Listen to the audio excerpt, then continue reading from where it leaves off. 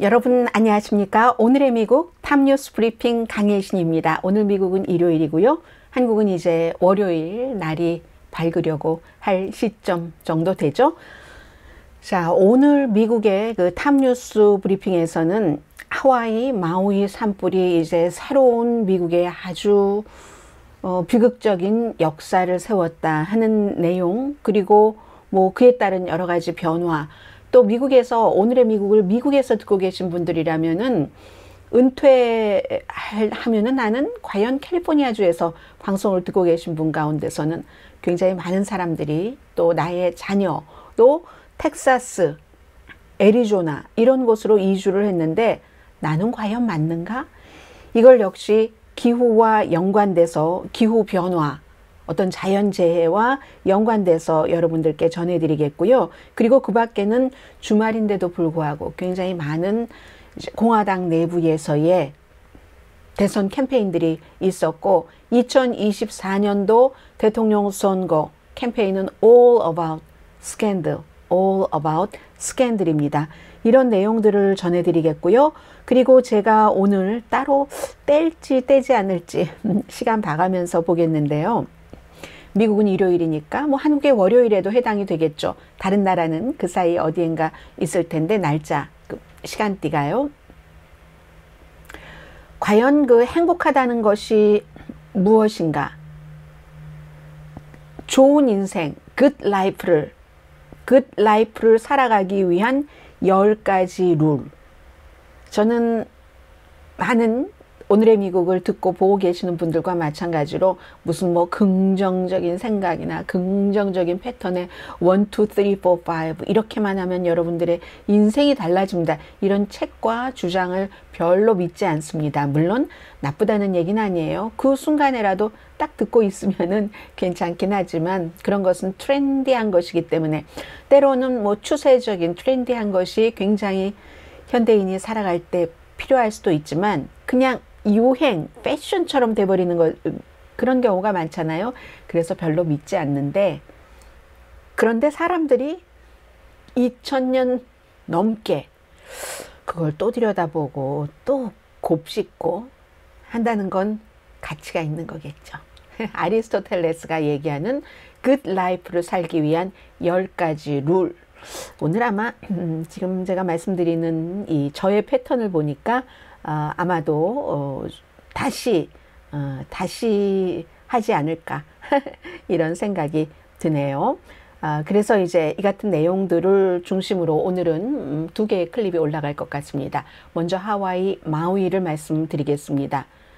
여러분들께서는 철조차 녹아내린 그 정도의 불이라면, 산불이라면 얼마나 심각한지 짐작이 되시죠? 원래도 철을 녹이는 것은 불이고, 그 불도 뭐 물로 꺼질 수 있고, 물은 구름 속에 수증기 같은 것이 돼서 흡수가 되고, 그 구름은 바람이 쓸어가고, 그렇지만 바람조차 쓰러뜨리지 못하는 게 있는데 사람은 두려움에 쓰러지죠. 그리고 두려움조차도 뭐 이기는 것, 뭐 이런 것들이 뭐 사랑 등등의 여러 가지 인간의 의지와 감정이 있을 수 있는데, 제가 지금 생각나는 대로 그 부분부터 말씀드리는 게 탈무드에 나온 뭐 10가지 강한 것인가요? 그전엔 뭐가 있을까요? 돌이죠. 그런데 그 돌을 철로 깨버리고 그 철을 물 뭐 이렇게 나가는 건 아니겠어요? 그런데 그렇게 철조차 녹아내린 모든 구조물의 철도 녹아내리고 아주 특별한 뭐 강한 그런 심지만을 제외하고는 자동차들이 도로를 쭉 가다가 도로에서 완전히 녹아내려져 버린, 유리창도 다 깨져 버린, 그리고는 그런 자동차를 여러분들께서 지금 하와이 마우이에서 보셨잖아요. 철을 녹아내리게 한, 아마 불이 막 오니까 많은 분들은 그 자동차에서 내려서 바다로 뛰어내렸거나 뭐 이런 그렇게 대피를 하셨으리라고 짐작은 됩니다만은, 아무튼 길 가던 자동차가 한두 대가 아니라 쫙 불에 탄 것을 많이 보셨을 겁니다. 그 정도의 하와이 산불이니까 지난 100년 사이에 미국에서 최악의 산불입니다. 1918년도에 미네소타 북쪽에서 큰 산불이 있었고요. 그 당시에 이제 크로케이 산불이라고. 그리고 100년 사이에 가장 큰 산불은 제가 지금 말씀드리고 있는 캘리포니아주의 북가주에서 있었던 파라다이스라는 아름다운 이름의 그 타운이 다 타버리고 있었던 2018년도에 캠프파이어라는, 그것도 이름도 캠프파이어예요. 해서 85분이 숨지셨습니다. 지금까지 93분 숨지셨습니다. 하와이, 마우이, 라하이나 산불로. 그런데 이게요, 지금 얼만큼이 될지 정말 알 수가 없는 게, 전체적으로 구조대원과 전문가들이 수색을 해야지 되는 그런 범위의 3%만 끝났답니다. 참 사람인데 수색, 이런 말을 지금 이 경우에 붙이는 것도 죄송스러운데 3%면 97%를 찾지 못했던 지역으로 남겨두고 있다는 얘기입니다. 외부는 그래도 많이, 공공장소를 포함한 외부는 뭔가가 됐는데, 내부, 그 건물 생각을 해보세요. 철이 다 녹아내렸으면 사람 시신은 어떻겠습니까? 그래서 93구의 시신 가운데 신원을 확인한 사람은 2사람밖에 안 된답니다. 그만큼 어려운 겁니다. 그래서 하와이, 마우이에 계시는 분들, 지금 행방불명 되신 분들이 너무 많기 때문에 1500분 이상이라고도 하고 아직 숫자를 확인을 할 수가 없습니다. 그런 분들은 집에 있는 칫솔이라든가 머리카락이라든가 사랑하는 사람의 시신을 찾기 위해서 DNA 조사를 할 준비를 해주셔야지 된다는 그런 공지가 지금 나가고 있습니다. 그 정도의 지난 100년 사이에 최악의 산불이었고요. 적어도 5 스퀘어 마일을 수색을 해야지 된다니까, 대단한 겁니다. 지금은 조시 그린 주지사가 발표를 하는데, 제가 금요일에 여러분들께 말씀드릴 때까지만 하더라도 1700채의 구조물이 완전히 파괴됐다고 했는데 지금은 2200개, 당연히 더 늘어나겠죠. 이 가운데서 86%가 주거 건물이었습니다. 손해 난 그런 피해액이 60억 달러 이상이라고 하고, 그러니까 이제 연방정부에서도 재해지역으로 선포를 했고 4,500명의 주민이 쉘터에 있습니다. 그럼 여기에요, 살고 있는 주민이 13,000명입니다. 뭐 한국분도 아마 1,000명 미만이신 것 같아요. 13,000명이니까 13,000명에서 1,000명 미만이다 하면 그다지 작은 건 아닙니다. 미국 전체 뭐 인구 이런 것으로 볼 때. 그래서 이제 경찰총장인 이런 분들, 검찰총장도 그렇고 경찰국장도 그렇고 각자 이제 어느 정도의 산불 자체는 그저 타는데 타고 진화하는데 진화하니까, 그런데 지금부터는 이제 순서가 있잖아요. 왜 이렇게 많은 피해가 났는가? 그 많은 피해에 대해서는 어제 여러분들께 이코노미스트를 중심으로 해서 정확하게 몇 가지 이유를 말씀을 드렸고요. 그리고 검찰총장도 산불 대응에 대해서 수사를 한다고 발표를 했습니다.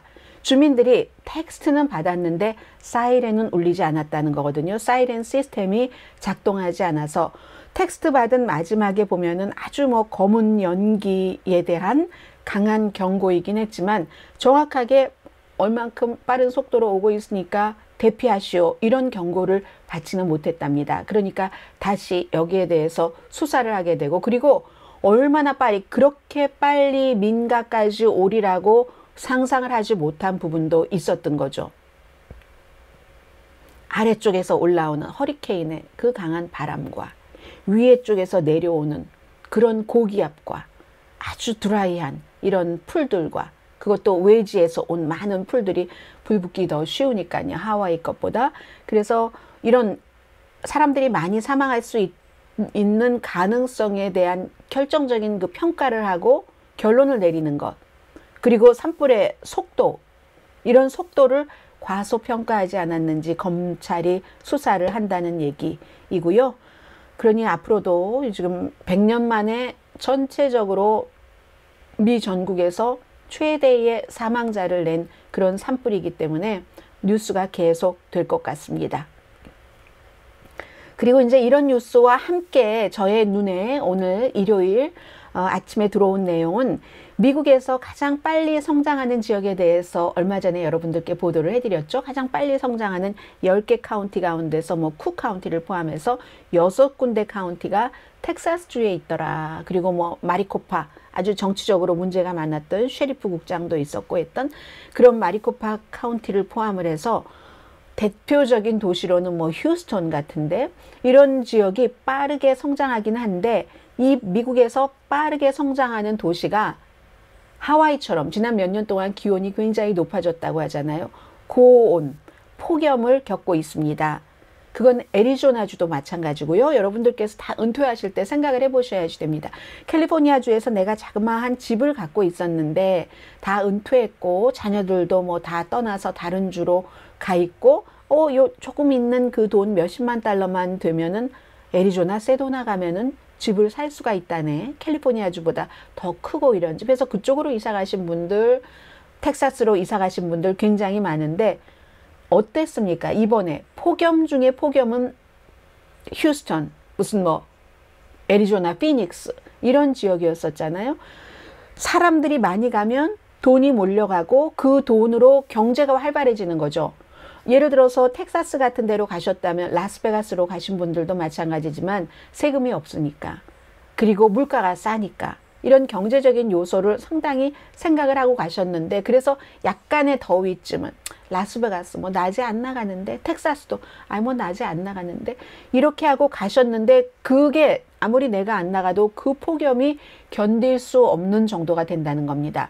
원래도 조금 여름에 더웠고 이런 면이 있지만 사람들이 많이 몰리고 돈이 몰리니까 경제활동이 일어나죠.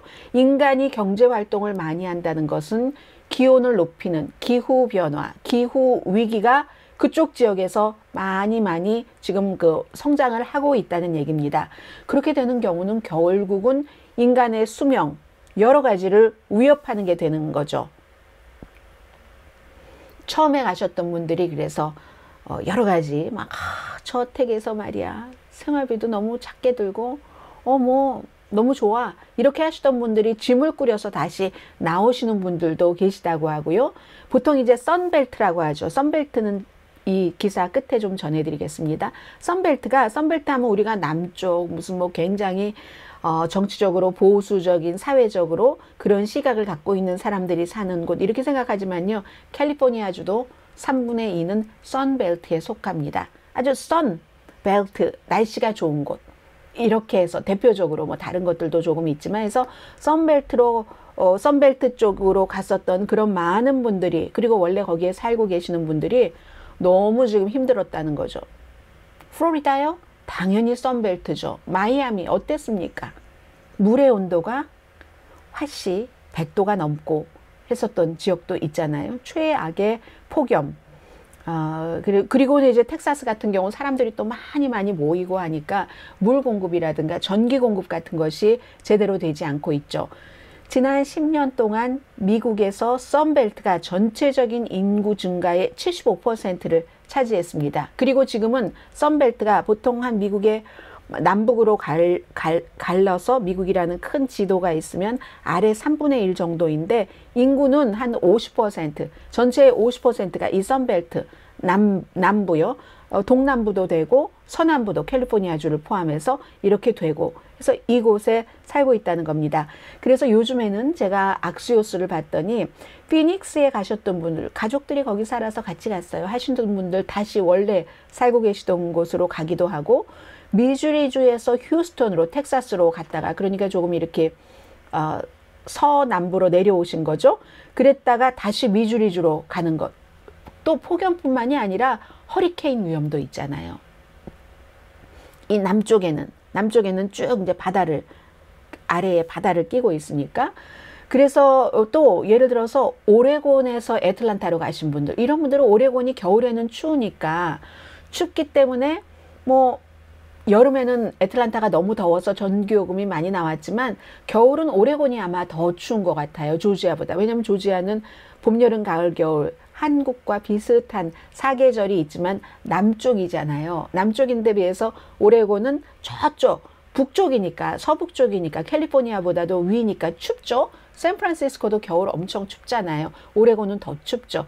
그래서 그나마 겨울 때문에 견딜만 하다. 오레곤에서 만약에 예를 들어서 조지아주로 가신 분들은 그런 생각을 하고 하는데, 다른 지역이나 이렇게 이주했다가 세금이나 집이나 생활비 문제로 지구가 얼마나 더 뜨거워질 것인가, 이런 것은 알 수가 없습니다. 그리고 이 같은 것들을 지금 인공지능이 열심히 계산을 하고 있습니다.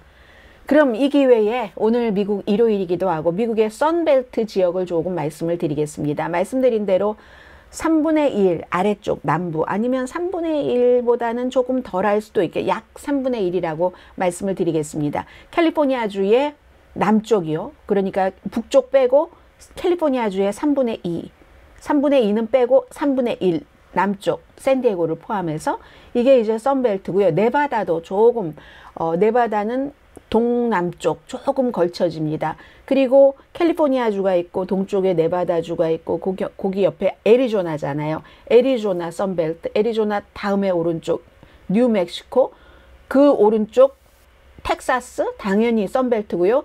텍사스 위에 오클라호마주, 그리고 또 오클라호마의 오른쪽 옆에 알칸소의 아래 루이지아나 선벨트, 루이지아나의 오른쪽 옆에 미시시피, 또 그 위에 테니스, 루이지아나의 또 오른쪽이 알라바마죠. 알라바마 다음 오른쪽이 조지아죠. 조지아와 알라바마의 이제 남쪽에 경계 아래로 가면 플로리다가 되잖아요. 여기 다 선벨트고, 그리고 이제 그 조지아의 또 오른쪽으로 가면 사우스캐롤라이나의 오른쪽이면서 북쪽이 노스캐롤라이나, 이렇게 되는 곳이 미국에서 선벨트, 날씨가 아주 좀 따뜻하고 한 지역입니다. 다시 불러드리자면 캘리포니아주의 남부 3분의 1, 네바다의 약간, 네바다의 6분의 1도 안 될 것 같아요. 애리조나, 뉴멕시코 점점 동쪽으로 가는 겁니다. 텍사스, 오클라호마, 알칸소, 루이지아나, 미시시피, 테네시, 알라바마, 조지아, 플로리다, 사우스캐롤라이나, 노스캐롤라이나, 이런 지역이 선벨트. 아주 많이 사람들이 인구가 늘어났었던 곳인데, 지금 보세요. 노스캐롤라이나, 사우스캐롤라이나, 조지아, 플로리다 전부 이제 바다를 끼고 있으니까 허리케인 위험 있죠. 미시시피, 알라바마, 루이지아나, 텍사스 다 마찬가지예요. 무슨 뉴멕시코, 애리조나 조금 아니라고 볼 수 있고요. 아무튼 그렇습니다. 그래서 선벨트가 인구가 빨리 증가했는데 요즘에 갑자기 인간이 계산하기 어려운 정도, 그 정도의 하와이의 산불이라든가 이런 걸 겪으면서 사람들이 다시 한번 생각을 하게 됐다는 겁니다. 이번 주에. 자, 이번 주에 여러 가지, 지금부터는 제가 이슈가 하도 많기 때문에 2024년도 대통령 선거에 대해서는 늘 2024년도 대선 이렇게 큰 제목을 붙이고 그 안에 많은 것들을 집어넣겠습니다. 그래서 어떤 것은 헤드라인 정도만 전해드리는 게 좋겠다 싶으면 그렇게, 다른 것은 조금 자세히 이렇게 전해드리겠는데요. 아이오와주에서 어제 이제 주 정부 차원의 장터니까는 아주 컸죠. 저도 그 오렌지 카운티 어제 이제 엄마 집을 갔는데 언니가 어디에서 돼지고기 바베큐 파티를 하는데 못 가서 아쉬웠다 이렇게 얘기를 하던데, 정말로 미국에서 미국 생활을 즐기시는 분들은 이렇게 주말에 어떤 카운티 페어 같은데, 그리고 스테이트 페어 같은데 Parsley, sage, rosemary and thyme, 스카보로 페어가 바로 그 페어잖아요. 그 장터를 노래한 거잖아요. 여러 가지로 낭만을 넣고 해서. 그런데 아이오와주에서 스테이트 페어니까 크죠. 그 스테이트 페어가 있으니까 막 아이오와주 돼지 농장이 얼마나 많아요. 그래서 막 감자 농장, 시진핑 국가주석이 와도 거기에 가고 막 했었잖아요. 막 돼지고기가 지글지글 바베큐를 하고 막 이러는 상황에서 후보들이 쭉 거길 지나가다가 트럼프 전 대통령 같은 사람들이 언제 막 길에서 막 돼지고기를 굽는 걸 사 먹고 하겠어요. 막 그런 데를 지나가다도 염소도 이렇게 염소 좀 귀엽잖아요. 작은 염소도 막 이렇게 만지고, 또 아이오와주의 소는 너무 중요하니까 버터로 소를 이렇게 조각한 거, 이런 데도 가면서 좋아요 막 이렇게 공화당 후보들이 그곳에서 사람들이 많이 모이니까 선거 유세를 했습니다. 무슨 여러 별미를 파는 가판대 같은 데 많았고, 그리고는 이제 사진을 보시면 아시지만, 사진을 보시면 이 사진은 지글지글 막 이렇게 햄버거 고기를 지금 굽고 있잖아요. 패링을 굽고 있고, 론 디센티스 플로리다 주지사가, 이 사람 뭐 하버드 나오고 이랬지만 야구 선수도 했었어요. 아이를 딱 여기 어깨에 태우고 막 고기를 굽고, 그리고 그 옆에도 와이프도 다 두 사람 다 청바지 입었잖아요. 여기는 뭐 디센티스 이름 적힌 그런 셔츠들을 입고, 굉장히 이건 젊은 사람을 나타내죠. 그에 비해서 트럼프 전 대통령도 타이는 벗었지만, 그 빨간색 긴 타이는 벗었지만 뭐 단추 달린 캐주얼한 그런 그 옷을 입고, 배가 많이 나왔으니까 티셔츠를 입고 다니는 경우는 거의 없습니다. 트럼프 전 대통령 골프 칠 때를 제외하고 뭔가를 입죠. 자켓을 입고 어린아이를 안고 있잖아요. 본인의 손녀보다도 어려 보이는 어린아이를. 이쪽은, 왼쪽은 굉장히 젊고 활기차고, 오른쪽은 그런 것을 보여주려고 하는데, 그런데도 어쨌든 오른쪽이 트럼프 쪽으로 모든 것이 쏠려버린 겁니다. 아이오와주의 그 스테이트 페어에서도. 그리고 트럼프 전 대통령이 맷 게이츠, 이 사람 플로리다주의 연방 하원 의원이잖아요. 플로리다주인데도 플로리다 주지사인 론 디센티스를 버리고 트럼프 대통령을 동행합니다. 같이 이렇게 플로리다 유세하는 거예요. 그리고는 이제 그것도 론 디센티스가 막 햄버거 굽고, 마지막으로 햄버거 굽는 거 끝나자마자 트럼프 전 대통령 막 헬기가 막 위에서, 바로 그 위에서 시끄러운 소리를 내면서 내려서, 굉장히 다른 후보들도 많이, 아주 뭐 젊은 후보들은 막 랩송에서 인기를 끌었던 후보도, 아니 인기를 끌지 않았어요. 보니까 그 공화당이기 때문에, 공화당이니까 좀 보수적으로, 사람들이 굉장히 그 보수적으로 바라보고 그냥 가만히 부동 자세로, 그 38살에 V자로 시작되는 그 후보, 억만장자 후보는 경우는 이제 그랬다 하는 것도 그 보여줄 수 있는데, all about 트럼프 전 대통령에 관한 것이었다. 트럼프 전 대통령의 인기는 여전히 도저히 아무도 따라갈 수 없는 그런 상황이었다라고 여러분들께서 생각하시면 될 것 같고요. 그래서 그 비벡 라마스와미가 아주 뭐 랩송을, 에미넴의 유명한 랩송, 제목이 뭐죠? 에미넴의 유명한 랩송을 불렀었는데, 아무튼 뭐 그 랩송 제목까지 뭐 알려드릴 필요는 없을 것 같고요. 분위기는 그랬습니다. 그리고 나서 지금부터가 중요한데, 2024년도 미국의 대통령 선거는 all about scandal, scandal. 바이든 대통령의 기밀 서류에 관해서는 한인 로버트 허 검사가 지금 수사를 하고 있고, 검사와 뭔가를 조율하고 있다고 해요. 대통령 측에서. 트럼프 전 대통령은 뭐 말할 것도 없이 기밀 문서, 의사당 사건, 잭 스미스 특별검사, 그리고 이제 화요일 날 뭐가 또 있다고 하고, 헌터 바이든까지 어제 전해드린 것처럼 이거 정말 중요한 이슈거든요. 헌터 바이든이라는 대통령의 아들에 관해서도 특별검사가 임명됐잖아요. 연방 법무부가, 이게 바이든의 법무부가 임명을 했습니다. 데이비드 와이스라고.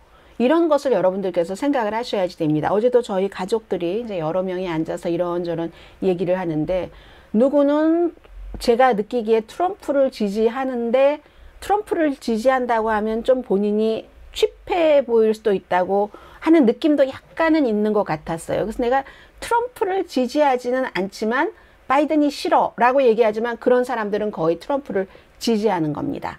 그래서 제가 가족이지만 얘기를 했죠. 트럼프를 지지하는 사람들은 그 이슈에 대해, 트럼프의 인간적인 거나 여러 가지 캠페인 스타일이나 그걸 모르거나 알면서도 지지를 한다면, 그러니까 나쁜 인간성에 대해서 별로 그걸 신경 쓰지 않는 성품이 있어. 제가 이렇게 얘기를 했다니까요. 그래도 싸우진 않았어요.